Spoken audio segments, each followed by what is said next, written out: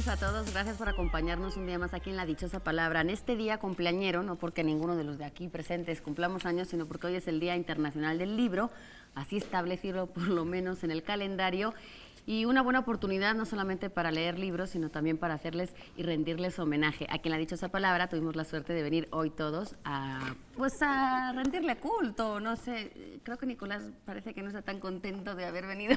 No, me río por las indirectas, es decir, a venir hoy todos, no como Nicolás que faltó la vez pasada. ¿Cómo crees, Nicolás? Bienvenida, te extrañamos el otro día. Es que, bueno, yo tengo que comenzar, supongo que empezaré por presentarme, querida Laura, con una disculpa. En efecto, no pude llegar a la emisión pasada de La Dichosa Palabra. Ustedes no están para saberlo, pero últimamente ha llovido un poco en mi casa, pero ese día llovió particularmente, se me inundó la casa y entonces, bueno, pues ahora estoy inundado de gusto por estar aquí, por recordar, como decía Henry Wadsworth Longfellow, este extraordinario poeta estadounidense, que en cada vida algo de lluvia debe caer, algunos días deben ser oscuros y tristes.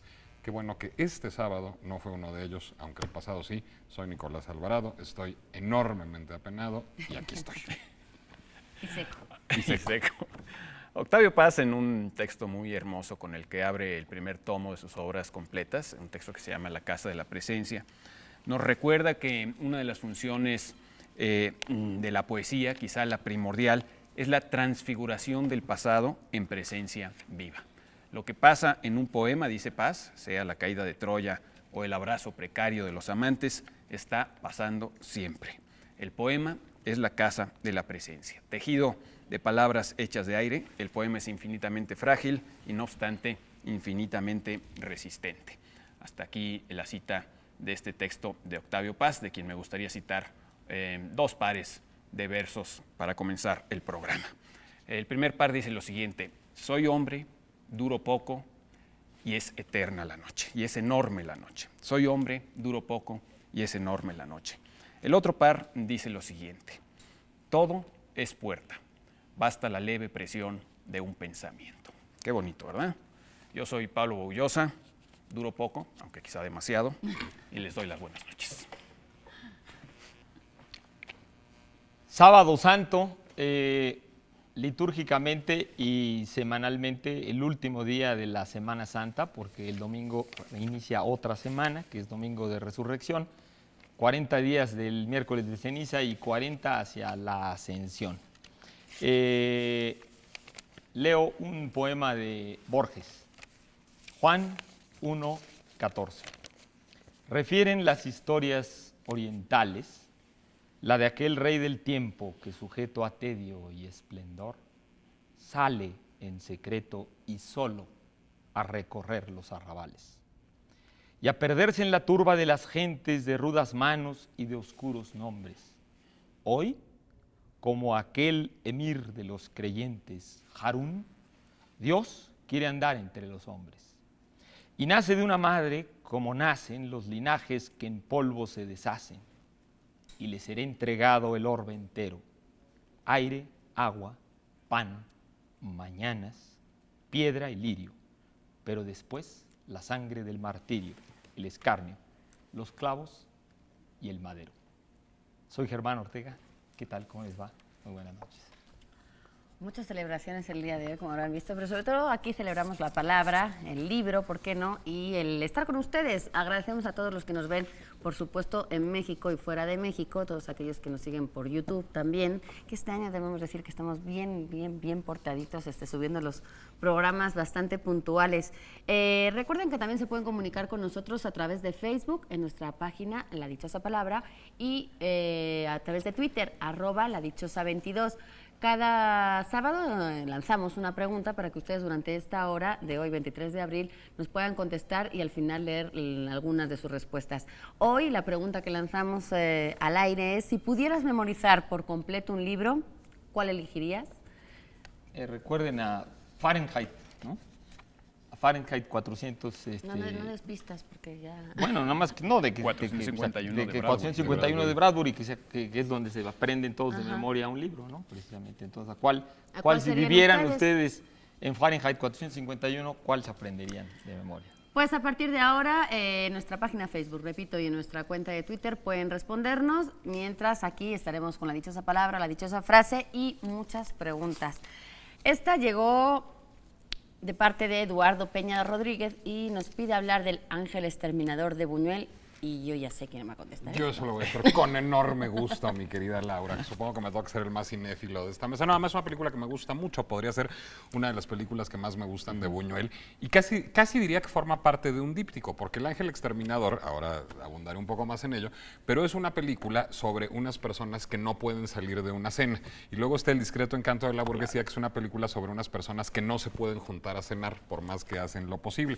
El ángel exterminador es una película del 62, forma parte del periodo mexicano de Luis Buñuel, cosa que a lo mejor le resta un poco de esplendor, cuando menos en la visión del propio Buñuel, como lo dijo tanto en Mi último suspiro como en conversaciones que tuvo con Claudio Sacchi y con José de la Colina, que están editadas, que es que no estaba muy contento con el elenco Buñuel.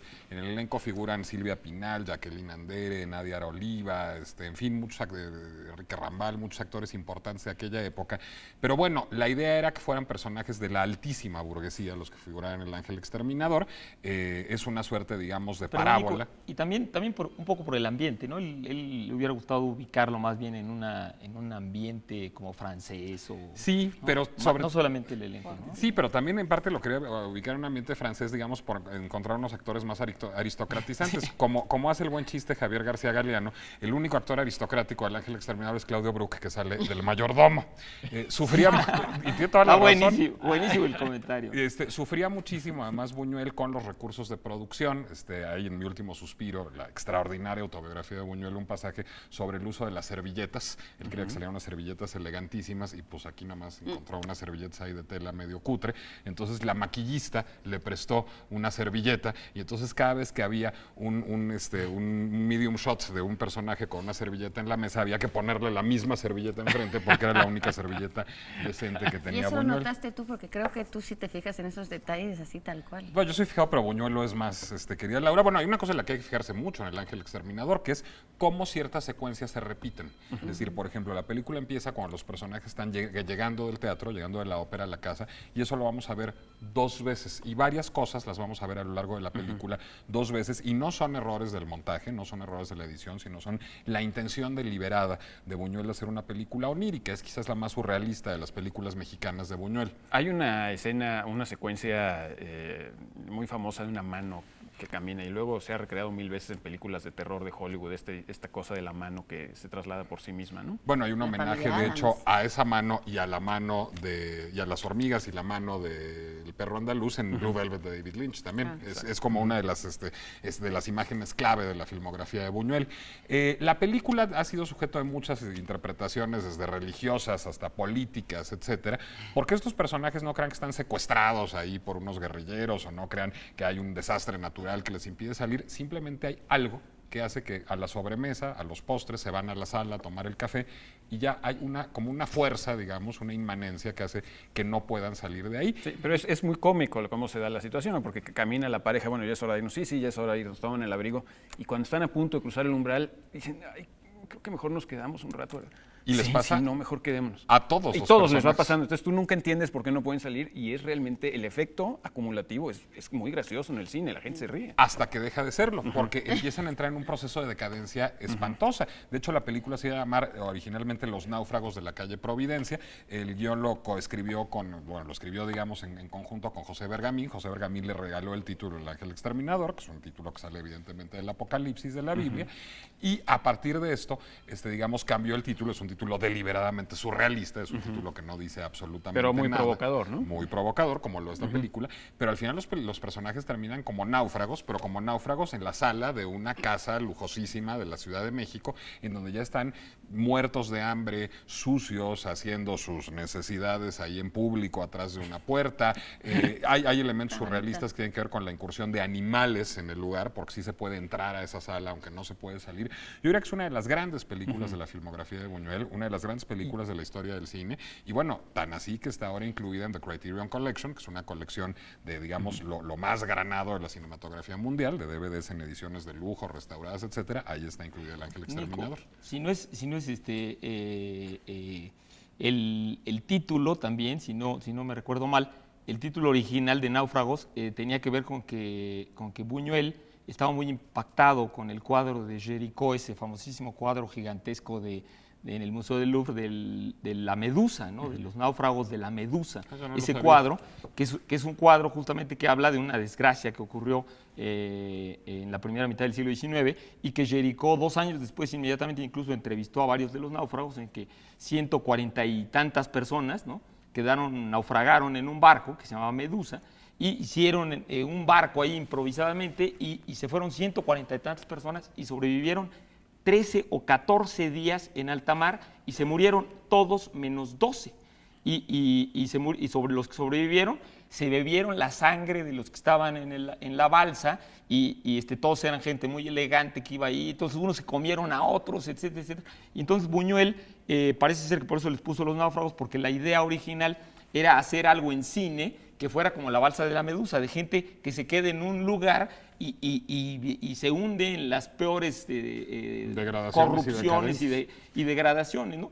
Y bueno, nada más lo del ángel exterminador. El ángel exterminador, como decía Nico, aparece en el Apocalipsis, pero es un personaje, por cierto, muy interesante de la Biblia, ¿no? Que aparece desde el Génesis, aparece en el Éxodo, etcétera, y que es como la mano vengativa de Dios, ¿no? la mano que destruye de Dios, y es un ángel que aparece muchas veces en la Biblia, a veces unido a la palabra de Dios, diciendo yo, como si fuera Yahvé en el Antiguo Testamento, y a veces aparece como si fuera otro personaje, como si fuera un alter ego de Dios, o incluso Dios tiene que detenerlo a veces al ángel exterminador, ¿no? Que es como en el judaísmo, como el lado malo de Dios, ¿no? El lado terrible, el lado justiciero de Dios, ¿no? Oye, Este ángel exterminador. Nicolás, ¿nos vas a avanzar algo del final o lo vas a dejar así? No, yo creo que sí valdrá la pena contar el final, que es además una gran broma buñueliana, el final del ángel exterminador, pues por haber salido, bueno, sí se salvan, sí salen de la sala finalmente, entonces van a sin dar comerse a gracias. nadie. Sí, más o menos. Van a dar las gracias, van a una misa de Te Deum y luego ya no pueden salir de la iglesia otra vez, ahí se acaba la película. Bueno, Oye, aquí a Buñuel le quedamos. divertía que todo el mundo hiciera especulaciones psicoanalíticas profundas de sus cosas, ¿no? Porque él un poco, digo, lo contaba pues porque sí, ¿no? Yo creo que es inevitable hacer una lectura política de la película, eso sí, es decir, porque sí, digamos, resulta reveladora la insistencia de Buñuel en que sean personajes de la altísima burguesía, es decir, sí parecería inevitable decir que están de alguna manera, pues digamos, atrapados por unas formas de las que no pueden salir, pero seguro Buñuel me agarraría copazos de martini si me quiera decir esto.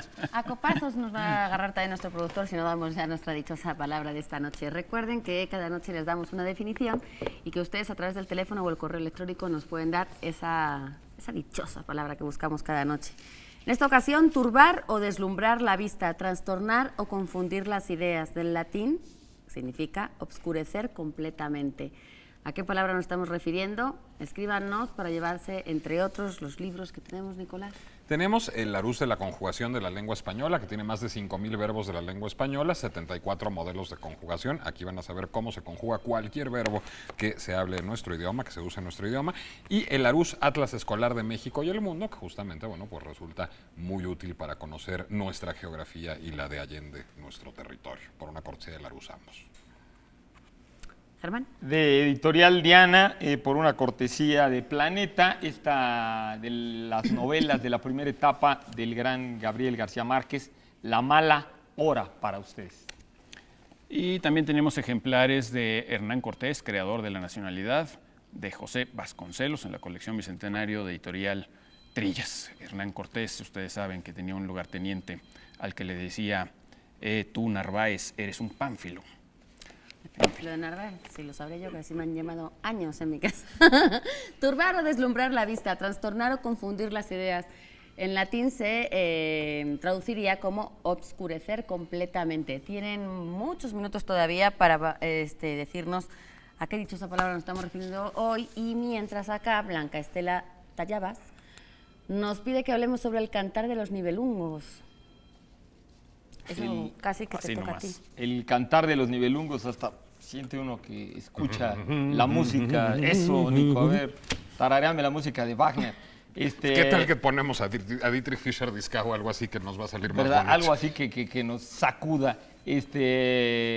Bueno, el cantar de los nibelungos es para los alemanes en términos generales es pues como como la Ilíada y la Odisea, bueno, quisieron, sobre todo a partir del siglo XVIII, podríamos aclarar, a partir de su redescubrimiento a mediados del XVIII, que justamente el texto antiguo, más antiguo, se descubrió el año del terremoto de Lisboa, en 1755, y este texto, pues en el romanticismo alemán, como que reconectó a los alemanes con su cultura de una manera nueva, los revitalizó de un orgullo, de un arraigo, y pues llegó hasta la época del Imperio alemán, digamos, y del Imperio austrohúngaro. En la reunificación de Alemania se volvió como una especie como de himno, como de referente cultural, y por supuesto los nazis tomaron también parte de esta película, de esta película de Fritz Lang, porque le hicieron una película después. Fritz Lang hizo una famosa película muda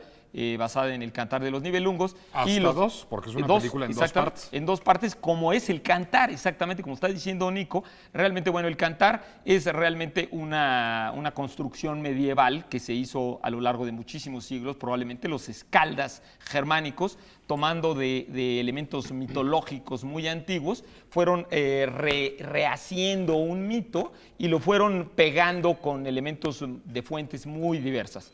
Y al final, para más o menos el siglo XI, principios del XII, se cree, debió haber existido un poema más o menos acabado, que no lo tenemos, y que para principios del siglo XIII tenemos la primera obra completa. Realmente El Cantar de los Nibelungos consta, como dice Nico, de dos partes, por eso Lang la dividió en dos, y una es realmente la historia de Sigfrido, que es como un Hércules germánico, un personaje solar germánico, era como el arquetipo del germano, y este personaje que mata a un dragón, que le roba un tesoro, que es un hombre bueno, noble, honorable, todas las cualidades, ¿no? E invulnerable, invulnerable gracias a la sangre del dragón.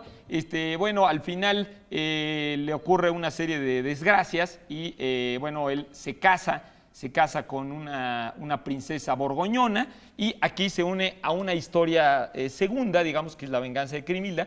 Y La venganza de Crimilda creemos que tiene mucho más elementos históricos y que sobre todo tiene que ver con una antigua lucha allá por el siglo VI de nuestra era entre dos princesas, una princesa de los borgoñones y una princesa de Austrasia y de Neustria, estas reinas que fueron Brunekilda y Fredegunda, y estas mujeres se pelearon y se desgarraron, pero a lo mejor ya nos tenemos que ir a un corte, ¿no? Y bueno, y se mataban, y bueno, se mandaban a asesinar a los hermanos, a los tíos, etc. Y esto fue histórico, realmente esos personajes, yo no entiendo por qué los cineastas no han retomado la historia de Brunekilda o de Brunilda y de Fredegunda, que fueron dos mujeres que manipularon la historia. Y esto se mezcla también con la historia de Atila, o sea, Atila el Gran Huno, realmente también es un personaje histórico, y Atila murió en su noche de bodas. Entonces, Atila es el segundo marido de Crimilda, ¿no? Es el segundo marido de Crimilda. Entonces, esta mezcla histórica que tuvo algo que ver, en efecto, con los borgoñones históricos, todo esto se mezcló a lo largo de la Edad Media con elementos simbólicos, con elementos míticos, decía yo. Por ejemplo, el nombre mismo de los Nibelungos quiere decir realmente los ancestros, los hombres muertos. Nifl Nibelungos, viene de los hombres de las sombras, ¿no? Que es el nombre de una antigua divinidad mediterránea, germánica, ¿no? Nefele, Neftis, etcétera, etcétera. En fin, creo que nos tenemos siquiera un corte, porque nos colgamos en la primera sección, y luego a lo mejor... Pero no dijiste cómo se vengó Crimilda, entonces sí se queda en la emoción. Muerte, exactamente. Pero ahora en el segundo bloque seguramente podamos seguir, si la dichosa palabra todavía no termina. Es todo muy largo aquí en esta hora de 9 a 10 en Canal 22. Nos vamos a un momentito a un corte comercial, volvemos enseguida.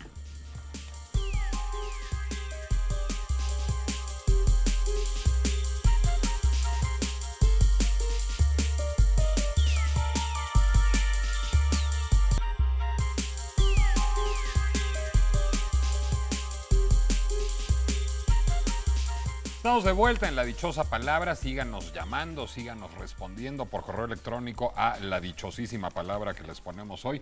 Díganos cómo se dice turbar o deslumbrar la vista, trastornar, ahora hay que transformar, bueno, se transforma al trastornar, o confundir las ideas, de latín oscurecer, completamente. Si no son locos, seguramente sabrán cómo se dice esto. Ahí están las direcciones, los teléfonos en sus pantallas para que respondan nuestra dichosa palabra de esta noche. Y seguimos con sus dichosísimas preguntas. Bueno, seguimos más bien con Germán Ortega, que nos la estaba haciendo de emoción con la venganza de Crimilda.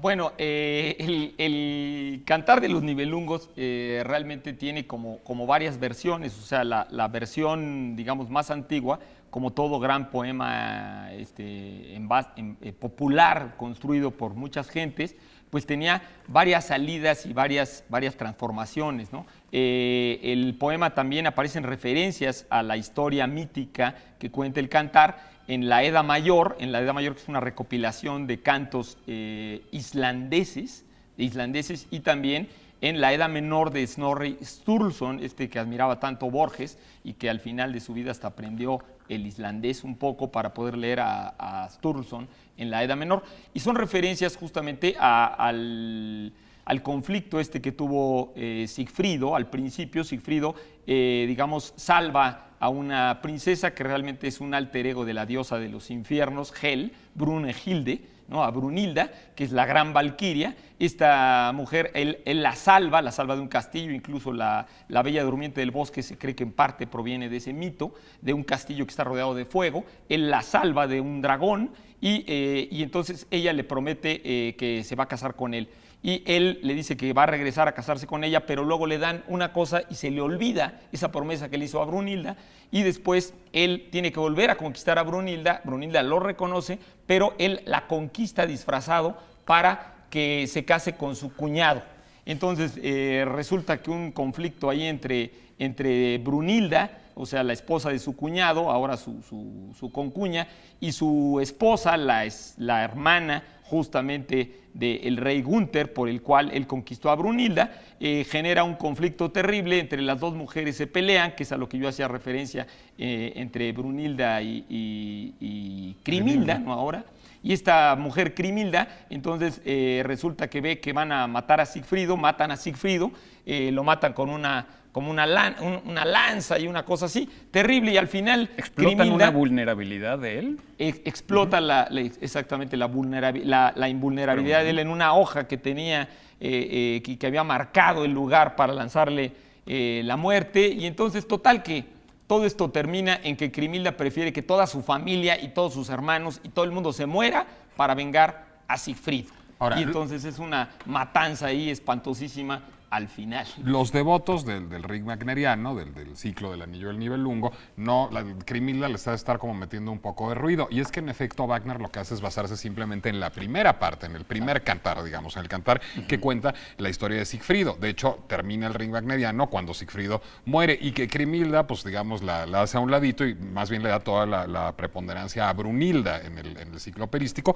que además fue revolucionario en la historia de la ópera. Es, digamos, el intento de Wagner por llegar a la idea de la obra de arte total, por eliminar el recitativo de la ópera y por hacer, digamos, una ópera que está toda compuesta, por incorporar el leitmotiv, digamos, como algo, voy a ser tautológico, pero recurrente a lo largo de estas 15 horas de ópera que son el Anillo del Nibelungo. Oye, ese texto es, digamos, o sea, Wagner se basa, es una recreación, la letra es totalmente de Wagner, digamos. Todo el libreto es de Él lo Wagner. reinventó. Él hizo el poema completo, sí. La letra, toda la versificación es totalmente de Wagner, y no está tomada totalmente del cantar original, sino de otras Es que está fuentes. también A mí tomado lo de que las me fuentes nórdicas, ¿no, Sí, de Germán? fuentes nórdicas, sí. Digamos, muchas veces se ha relacionado, por ejemplo, entre los griegos, el contenido de la Ilíada y la Odisea con el carácter de este pueblo, o a veces se critica a los pueblos porque en sus mitos se encuentran sus características culturales. ¿Cómo interpretan ustedes, digamos, primera pregunta que me gustaría saber es, ¿los alemanes realmente se apropian de esto que es como más nórdico? Todo esto ocurre en Noruega, en Islandia, etcétera, etcétera. ¿Se apropian de esto, digamos, de una forma legítima? Yo ¿Qué la quiero consecuencias creen que tiene esto? Yo la quiero hacer de emoción con tu pregunta de una forma muy legítima, porque legítimamente me están exhortando a que mande yo la dichosa frase. Entonces, vamos a la dichosa frase, y Germán tiene ganas de hablar de lo que estás diciendo, finalmente, de la apropiación mítica de, digamos, la cultura germánica del cantar del Nibelungo. Pero la dichosa frase es: manejo la con más que la lo sé, lo reconozco. Esto es del prólogo de Los Relámpagos de Agosto de Jorge Ibargüengoitia. ¿Y qué se llevan, Pablo, si contestan o si completan, mejor dicho, correctamente la dichosa frase? Bueno, hay algunos ejemplares de, de estos libros, El cocinero mexicano, del primer tomo. Es un anónimo de 1831 en la colección Recetarios Antiguos, publicados por Culturas Populares y el Conaculta. Mira, es del mismo autor del Cantar del Nibelungo. Anónimo. Anónimo. Germán, ibas a hablar de la apropiación germánica. No, lo que sucede es que realmente los pueblos germánicos eran, digamos, todos los daneses, los noruegos, los holandeses, los anglos, o sea, los que entraron a Inglaterra, los anglos, los sajones, todos son pueblos que hablan una rama de la lengua indoeuropea, que es las lenguas germánicas. Entonces, realmente, estos mitos antiguos pues, eran propiedad de todos los pueblos germánicos, digamos, alemanes y austriacos inclusive, pero realmente el Cantar del Nibelungo, digamos, proviene de una tradición borgoñona, que incluso se diría medio francesa, o sea, de los propios francos, y de los islandeses, en efecto, que son los que la mantuvieron más viva. Y cuando se encuentra este texto antiguo, que está en varias lenguas, incluso varias lenguas germánicas, realmente los alemanes se apropian de ella, ¿no? Desde la época de Hans Sachs, o sea, desde el Renacimiento prácticamente, empieza a haber esta apropiación y empiezan a tomarlo como si fuera de ellos y no realmente de todos los pueblos germánicos. Sí, en efecto, para el siglo, para la época romántica, para la época de Wagner, casi todos los alemanes sentían que era de ellos y no tanto de todos los pueblos germánicos. Bueno, lo que pasa es que justamente a la hora de la unificación de los, digamos, de la construcción alemana, de la construcción de una nación alemana, de un Estado alemán, el Cantar del Nibelungo va a ser un factor digamos, de construcción de identidad cultural. Un cemento. Muy importante. Y de hecho eso es lo que hará que los nazis estén tan entusiastas con el asunto y estén entusiastas con la película de Fritz Lang, que hay que decir, sin embargo, que Fritz Lang, aunque digamos, compartía esta identidad germánica, me atrevo a decir incluso prusiana, en alguna medida en algunas de sus películas, de manera muy entusiasta, estaba virulentamente opuesto al nazismo, y Fritz Lang sale casi en la primera hora, en 1933, disparado hacia Hollywood en cuanto a Goebbels le ofrece hacerse cargo de la industria cinematográfica alemana. Entonces, habrá que decir que la película era muy admirada por los nazis, pero Fritz Lang no era nazi, pero ni por asomo. Dicho lo cual, vámonos a otra dichosa palabra porque ya me están pegando una corretiza espantosa. Yo todavía quería hacer otra pregunta, pero bueno, venga. Usted no se prive de nada. No, bueno, yo me preguntaba si esta duración, ¿cuánto dura el anillo de los Nibelungos de Wagner? 15 horas. 15 horas. No, depende de cómo lo toquen, puede llegar a durar hasta 16, 17 horas, ¿no? Sí. Bueno, esa duración es muy similar a lo que dura justamente el Fausto de Goethe, en sus dos partes, que por cierto en el año 2000 se representaron corriditos. Bruno Ganz, un actor que conocemos de muchas películas, tú sabrás más que yo los títulos de ellas, Nicolás, actuó en esta representación del Fausto de Goethe, de la parte 1, la parte 2, seguiditas con intermedios, y se tomaron 21 horas completo con todos los intermedios, pero efectivamente son 15 horas también de obra efectiva, digamos. ¿Quién aguanta eso así 21? Bueno, en es que es completamente imposible de aguantarse, o sea, es tan desmesurado que yo honestamente no creo que te aguantes 15 horas sentado pues es viendo que ninguna se supone que te sales si entras. Por ejemplo, se habla mucho de este montaje que luego fue filmado, el Mahabharata, que hizo Peter Brook, que duraba creo que 21 horas. Bueno, pero la gente pues se salía, se echaba una copa, se fumaba un cigarro, se comía una torta, regresaba. Lo cual demuestra sí. que En la el Festival trama del Spoleto, no era tan concreta, porque Y en el uno puede Festival del salir y volver Spoleto, a al entrar sin principio, enterarse. se creyó, como decía Pablo, que era tan pesado el Mahabharata de Jean-Claude Carrière, que entonces lo presentaron en 4 días diferentes. Que es lo que se hace con el ring wagneriano, y así está Exactamente. concebido el ring wagneriano, En para que sean 20, 4 en una noches. semana, ¿no? Así es. Pero bueno, va la dichosa frase antes de que me sigan atormentando. Manejo la con más destreza que la lo sé, lo reconozco, del prólogo de Los Relámpagos de Agosto de Jorge Ibargüengoitia. ¿Qué se pueden llevar si la completan correctamente, Germán? Se pueden llevar de Tony Judt, Algo va mal. Es de Editorial Santillana, una cortesía también de Taurus, por supuesto. Y de Gonzalo Castellanos, de la editorial Fondo de Cultura Económica, Patrimonio Cultural, Integración y Desarrollo en América Latina, un estudio de cómo el siglo XXI llegó para 221 millones de personas en Latinoamérica en estado de pobreza. Así que hay aquí un análisis. Bueno, pues llámenos, escríbanos, completen la dichosa frase, díganos cuál es la dichosa palabra, se las recuerdo, es turbar o deslumbrar la vista, trastornar o confundir las ideas, viene del latín oscurecer completamente y se pueden llevar bonitos y variados libros. No sé si tenemos tiempo de otra palabra antes de ir a unos mensajes, espero que sí. David Rivero, que cuál es la definición, no va a ser una definición optimista ni entusiasta, pero que cuál es la definición de fisco. Bueno, pues Pero el fisco, sí, todo el mundo sabe lo que es el fisco y El sobre horror. todo las No, no personas es cierto. físicas, así nos llaman, que tenemos que pagar impuestos anuales dentro de unos días, este mes precisamente. Ahora, Las personas físicas que somos muy morales. Sí, exactamente. Toda esta cosa tan curiosa de la nomenclatura oficial para llamarnos. Pero en fin, sí me gustaría simplemente decir que el origen de la palabra fisco viene de fiscus, del latín, que era una canastita, una canasta con dos asas en la que se recolectaban los impuestos. De ahí viene, por ejemplo, confiscar, que es hacer parte del fisco, es decir, la confiscación debe ser hecha, siempre es hecha por los gobiernos, ¿no? Aunque ahora se usa de una manera más libre, como para que unos pilluelos me confiscaron mi radio, bueno.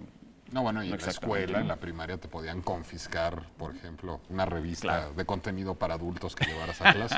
Y de No sé qué- y no sabía que tú le fiscalizar, decías. o estar echándole ojo a algo Claro. que viene de ahí mismo. Y el fiscal, ¿no? El fiscal que vemos en las películas de Estados Unidos, donde se ven fiscales, ahora que aquí son agentes del Ministerio Público, pero hacen el papel de fiscales, pues es un poco lo mismo. Y es de la canasta pasaron, de la cosa pasaron al conjunto completo, ¿no? Ahora, habrá que decir que el fisco es todo el sistema de administración tributaria, es decir, Así no es. es solo la parte de la recolección de impuestos, No. sino la hacienda pública toda, eso es el fisco. Claro, la hacienda.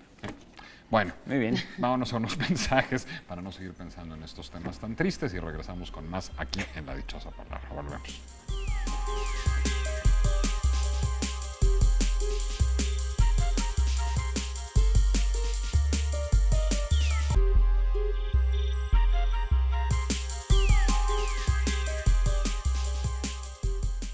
Seguimos aquí con ustedes este sábado de gloria de Judas, de quema de Judas, con la dichosa palabra. Quiero agradecer a la doctora Alicia Sicardi, que tan amablemente nos mandó este libro sobre el barrio universitario. Es un libro que acaba de publicar nuestra máxima casa de estudios sobre el barrio universitario.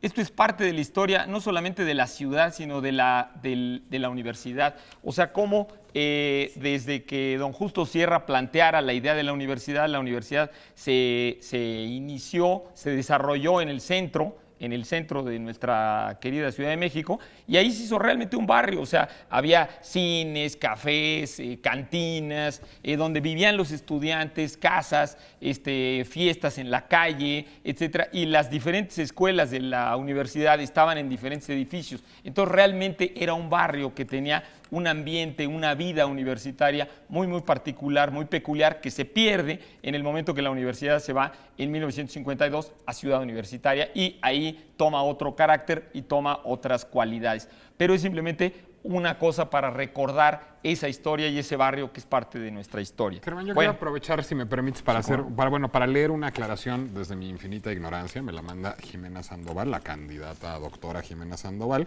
que dice: en el programa del 2 de abril comencé yo, Nicolás, hablando sobre la pérdida de neuronas por la edad, lo cual es cierto, y dice Jimena que aseguré que no nacen más, lo cual se toma la confianza y con justa razón de contradecir. Dice Jimena: sí hay nuevas neuronas en el cerebro y no importa la edad, soy estudiante de doctorado y estudio el fenómeno de la neurogénesis en el sistema nervioso adulto, y nos manda el link de una reciente publicación que es producto de su investigación para el doctorado. Al propósito, a mí sí me gustaría decir que en los libros que yo he tenido oportunidad de leer sobre estos temas, nos recuerdan que hasta hace unos años todavía el paradigma de lo que era el cerebro era un poco como si el cerebro fuera un hueso que nace y simplemente a los 11 años más o menos se acaba de formar y ya, ¿no? Y ya ahí queda y ya después uno tiene que vivir con eso.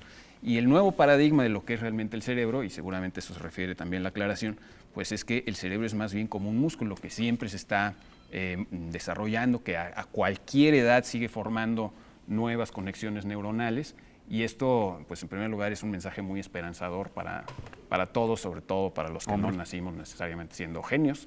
Todos tenemos oportunidad de mejorar bastante nuestro músculo cerebral, por así He decirlo. aquí a un optimista. Sí. bueno, yo quisiera también hacer otra aclaración respecto al programa pasado. que estábamos en el Sinvestab. El diccionario etimológico indoeuropeo de la lengua española nos aclara que las raíces y los dos sentidos de la palabra escatológico tienen raíces distintas, como afirmaba Pablo. Una es sker, que en efecto quiere decir excremento, y la otra es ex, que quiere decir fuera, o sea, el sentido del más allá de las cuestiones que son finales de la vida, como había afirmado Pablo. Bueno, vamos, Alejandro Gutiérrez nos pide que si podríamos hablar de este escritor, pues podríamos decir breve, fugaz para la vida, Roberto Bolaño. Sí, para la vida, para la literatura, ¿no? Los libros de Bolaño, sobre todo esos dos más famosos, son gordos. Fugaz porque pues tuvo una vida realmente breve, hubiera podido y fíjate que mucha gente piensa que de hecho se estaba convirtiendo en el narrador, en el prosista de lengua hispana por excelencia en ese momento, en el contemporáneo, y muchos le empezaban ya un poco a nombrar como posible candidato a un Nobel, mucho antes que Vargas Llosa, por supuesto. Muy talentoso, cara. Y se estaba convirtiendo en una referencia, estaba empezando a tener éxito porque Bolaño no siempre lo tuvo, y bueno, pues sí, una insuficiencia hepática hizo que falleciera en el 2003 a sus 50 años. Entonces, pues sí, era bastante joven y sobre todo que empezábamos a tener bastantes cosas de él literarias y bueno, se veía que iba aquello para largo. Empezó siendo poeta. Él dice que dejó de ser poeta por una cuestión económica, que la poesía no se podía vivir y que al nacimiento de su primer hijo pues decidió irse más por la narrativa y justamente en la narrativa es donde ha tenido un mayor alcance, ¿no? Chileno de nacimiento, español de muerte, se podría decir así, porque murió en Barcelona habiendo conseguido también la nacionalidad española, pero un transhumante durante su vida. Mexicano, también de cultura. Estuvo en México en el 68, llegó a México, claro. Él nació en el 53, pero en el 68, o sea, bien jovencito, llegó a México en un momento bastante enérgico en México, y en el 73 volvió a Chile cuando... En otro momento particular. Pero yo creo que mexicano, más que nada, no tanto porque haya pasado unos años en México, sino porque sus dos grandes novelas pues, ocurren en México, esencialmente, ¿no? O sea, Los Detectives Salvajes, que un poco cubre la situación de Ciudad Juárez y del asesinato de mujeres y toda esta... 2666. Perdón, 2666, que de hecho dejó inconclusa, o sea, tiene una póstuma también. Es decir, sí teníamos Bolaño para rato. Hablaba de los detectives salvajes, que también está basado un poco en lo que le pasó cuando regresó a Chile. A él lo detuvieron cuando el golpe de Estado, en los días posteriores, y fue liberado gracias a que dentro de las personas que había, que lo estaban recluyendo, los policías, había un amigo suyo que lo salvó, pues, un detective, dicen que lo sacó de ahí. Estuvo también en El Salvador, estuvo en un montón de países, y en cada uno creo que fue situando novelas, pero efectivamente México es como la gran protagonista de sus dos grandes novelas. Sí, yo diría que Los Detectives Salvajes es en gran medida una novela sobre el medio literario mexicano, sobre el canon literario mexicano, sobre la literatura mexicana. Lo que pasa es que Bolaño militó junto con su amigo más cercano, que es, digamos, a quien representa Ulises Lima en Los Detectives Salvajes, Mario Santiago Papasquiaro, en honor al terruño de los revueltas.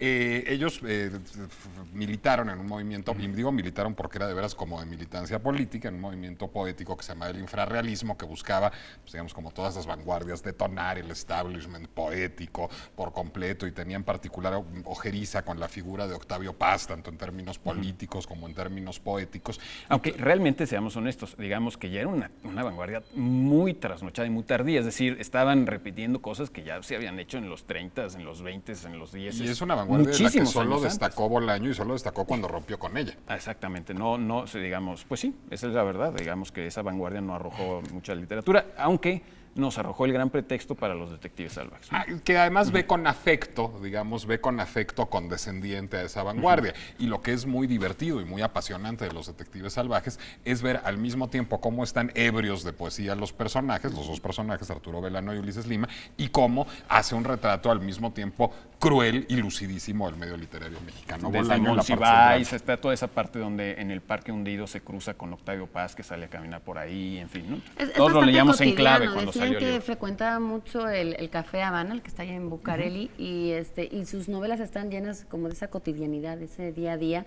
y con muchos elementos que para nosotros, los que vivimos en esta ciudad, pues claro que vemos muchas cosas reflejadas. Decía yo que se había dedicado a muchas cosas, o sea, como que le llegó tarde este éxito, porque cuentan que él hizo hasta de vendimiador, mesero, es decir, tuvo una serie de trabajos, y digamos que la escritura para él era como su hobby en ese momento, de lo que no se podía vivir. Mónica Maristain, gran amiga también, le hizo una entrevista. Y Gran Gran editora. Y gran entrevista, por cierto. Entrevistadora también. Ella dirigía Playboy y justo la semana en que moría Bolaño, publicó esa entrevista que le hizo, que es la última entrevista a Roberto Bolaño, que luego se convirtió en libro, y ahí describe efectivamente todo el pensamiento, bueno, toda la conversación que tuvo con él, muy rica conversación de un hombre... Con mucha experiencia de Sin, vida, ¿no? sin Mucha haberlo experiencia. conocido jamás, además, porque Mónica le hizo esta entrevista a Bolaño por mail. Nunca se conocieron, cruzaron muchos correos electrónicos. Y bueno, luego a partir de esa experiencia, Mónica Maristain y el cineasta Ricardo House desarrollaron un documental que se llama, si no me equivoco, sobre Roberto Bolaño, que yo ya tuve la oportunidad de ver y que ha tenido algunos pases, y que por cierto es una coproducción de Canal 22 y eventualmente se transmitirá aquí. Está todavía en fase de postproducción. Padrísimo. Bueno, tenemos que ir a nuestra dichosa palabra del día de hoy. Pongan atención. Turbar o deslumbrar la vista, trastornar o confundir las ideas. Del latín, oscurecer completamente. Algo que a veces nos sucede a todos. Pero cuando somos locos. Y a veces cuando no somos locos también. Bueno, Laura, ¿tenemos?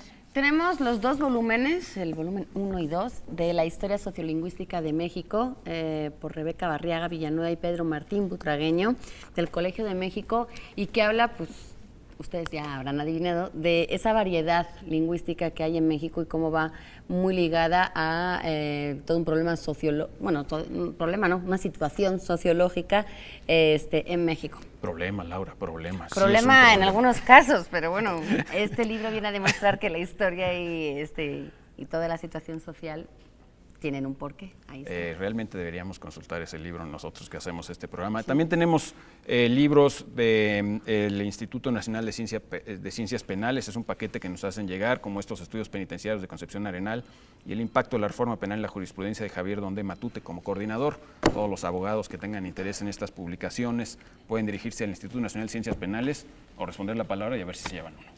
Y tenemos ejemplares de la revista Arqueología Mexicana, ahora con un número monográfico dedicado al maíz en todas sus aristas, desgranado casi diría yo. Buenísima revista. Bueno, nos tenemos que ir a un corte y ahora regresamos con ustedes.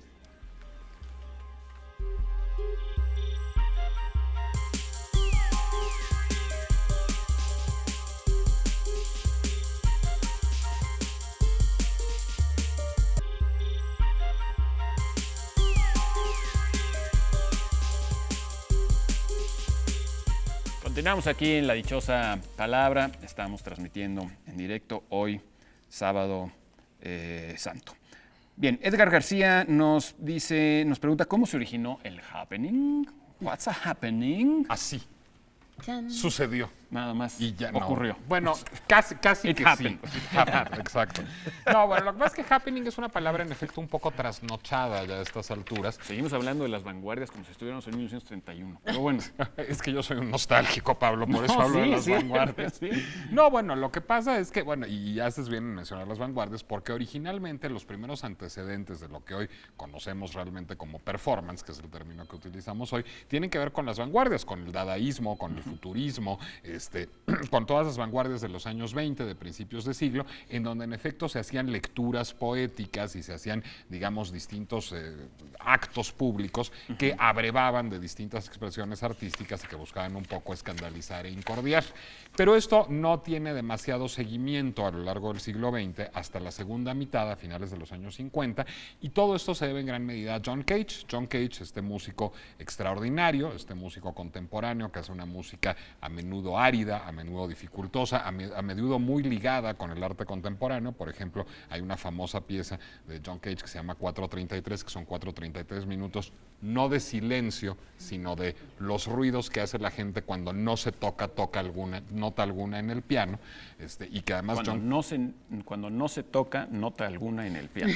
Para tocar 4:33 de John Cage, el pianista se sienta al piano y no toca durante 4 minutos y 33 segundos. Pero decía Cage que la pieza, lo que se oía no era el silencio, sino eran los ruidos que hacía la gente en el auditorio al ver que no tocaba el pianista durante 4 minutos y 33 segundos. Un gran artista y un gran experimentador, porque a veces la gente cree que todo lo que hacía John Cage era verdaderamente arte. No, muchas cosas eran exploraciones que él le encantaban. Incluso sugirió miles de cosas para el cine y un genio. Pintó, hizo artes visuales. También escribió poemas. De hecho, era amigo de Octavio Paz. Octavio Paz lo respetaba y se cartearon.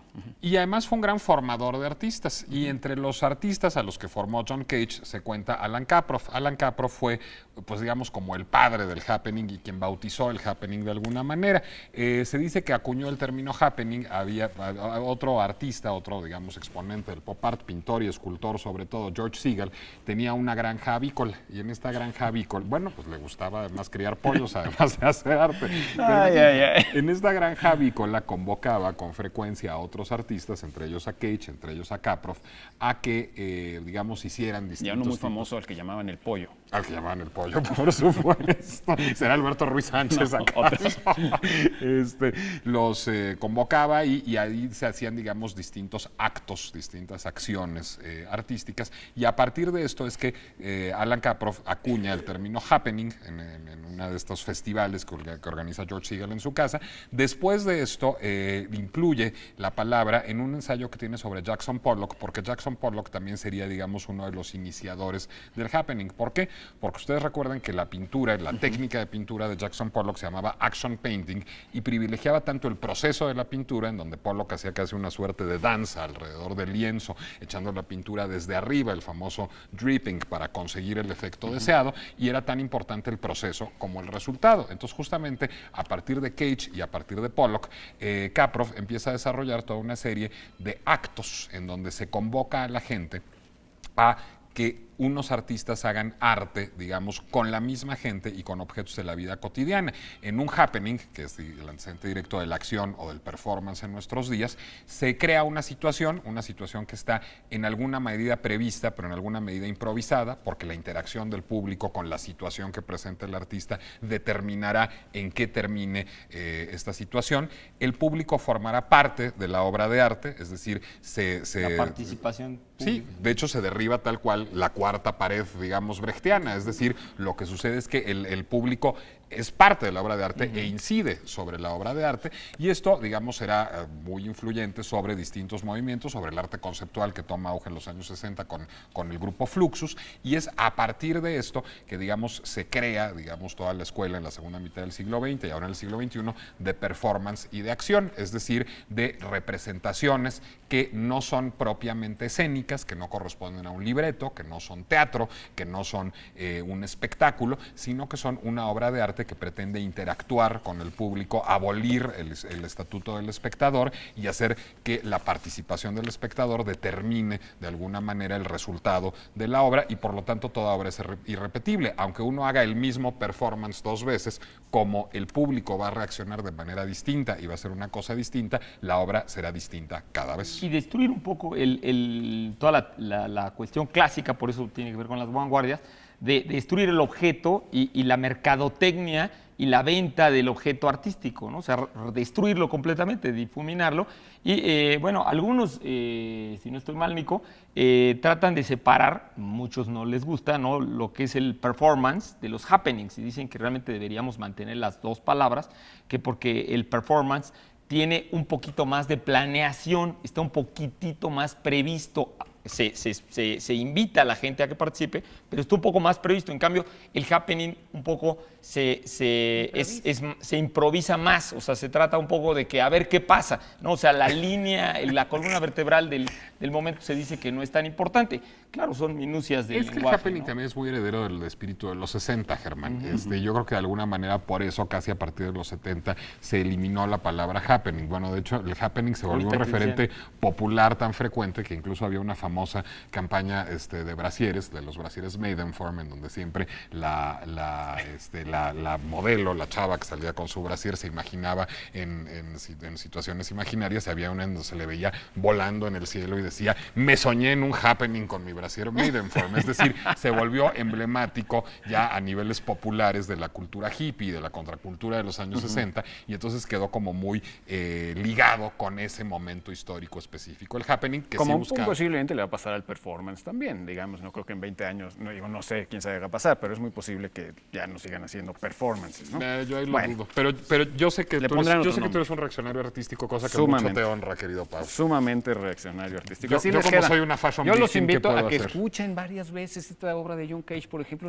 Les van a encantar, la van a tararear, les va a encantar, de verdad. A mí me gusta mucho John Cage y no me gusta solo la música que 4:33. tarareo. Bueno, no, él tenía cosas muy interesantes. Muy fuera de grandes. broma. Bueno, vamos a dar la respuesta a la dichosa palabra de esta noche. Recuerden que la definición decía esto: turbar o deslumbrar la vista, trastornar o confundir las ideas, del latín oscurecer completamente. La respuesta era ofuscar. Muy bien, ojalá no se hayan ofuscado con la respuesta. La dichosa frase de esa gran novela, Los Relámpagos de Agosto, de Jorge Ibargüengoitia, una especie de Don Quijote donde él se burla de todas las memorias de la Revolución Mexicana.